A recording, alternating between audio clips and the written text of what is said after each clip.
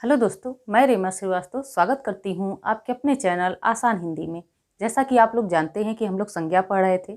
संज्ञा में व्यक्तिवाचक संज्ञा और जातिवाचक संज्ञा हम लोग पढ़ चुके थे। भाववाचक संज्ञा को भी हम लोग पढ़ चुके थे। अब हमें देखना है कि भाववाचक संज्ञा शब्दों का निर्माण किन शब्दों से होता है, अर्थात वह किन शब्दों के योग से बनता है। तो चलिए देखते हैं।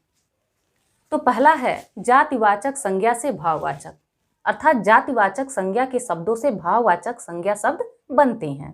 कैसे बनते हैं? जैसे लड़का शब्द जातिवाचक है, इसमें पन जोड़कर लड़कपन बना दिया गया और लड़कपन जो है वह भाववाचक संज्ञा का शब्द हो गया। ऐसे ही बच्चा जातिवाचक है और बच्चा से बना बचपन शब्द भाववाचक है। ऐसे ही मित्र जातिवाचक और मित्र से बना मित्रता ता प्रत्यय द्वारा निर्मित, तो यह क्या हो गया? भाववाचक। ऐसे ही दास से जातिवाचक है और इससे ता जोड़कर प्रत्यय जोड़कर दास्ता यानी कि भाववाचक संज्ञा बन गया। ऐसे ही मिठाई से मिठास बन गया। तो हमने देखा कि जातिवाचक संज्ञा से भाववाचक संज्ञाओं का निर्माण होता है। दूसरा है सर्वनाम से भाववाचक, यानी सर्वनाम के शब्दों से भी भाववाचक संज्ञाओं का निर्माण होता है। कैसे होता है? जैसे मम। मम जो है एक सर्वनाम शब्द है और इससे बना ममत्व।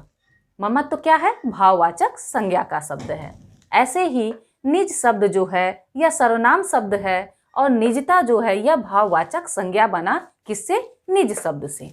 निजत्व भी होता है।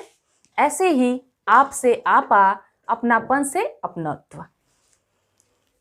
तीसरा है, देखिए, क्रिया से भी भाववाचक संज्ञाओं का निर्माण होता है।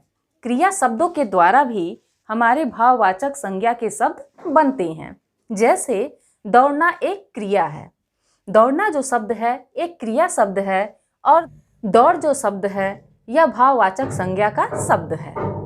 ऐसे ही देखिए चलना, चलना से चल हो गया, लिखना से लिखावट हो गया और पढ़ना से पढ़ाई हो गया। इस प्रकार हमने देखा कि क्रिया से भी भाववाचक संज्ञाओं का निर्माण होता है। चौथे नंबर पे हमारा आ गया विशेषण।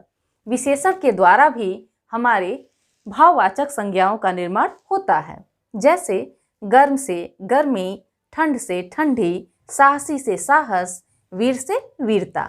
हमने देखा गर्म शब्द एक विशेषण है, ठंड शब्द एक विशेषण है, साहसी शब्द भी एक विशेषण है और वीर शब्द भी एक विशेषण है।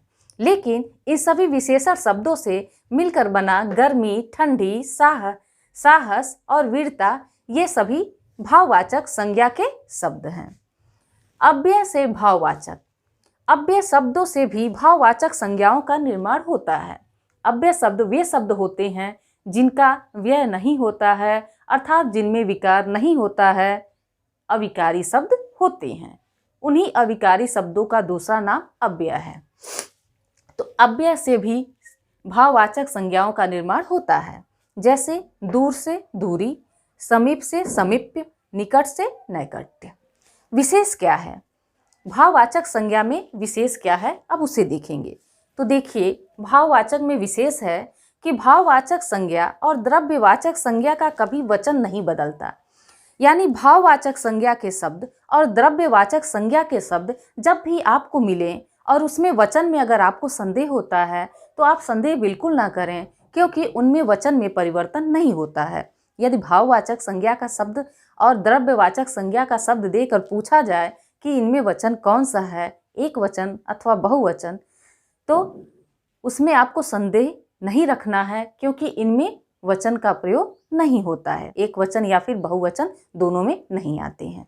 तो उम्मीद है आप लोगों को भाववाचक संज्ञा समझ में आ गया होगा। अब हम आगे देखेंगे समूहवाचक संज्ञा और द्रव्यवाचक संज्ञा को। तो चलिए अब हम देखते हैं समूहवाचक संज्ञा को। तो चौथा है समूहवाचक संज्ञा। संज्ञा के जिस रूप से व्यक्ति व वस्तु के समूह का स्पष्ट संकेत मिले तो वहाँ समूहवाचक संज्ञा होगी। संज्ञा का वह रूप जो किसी व्यक्ति का, वस्तु का, पूरे समूह का संकेत करे वह क्या होता है? समूहवाचक संज्ञा।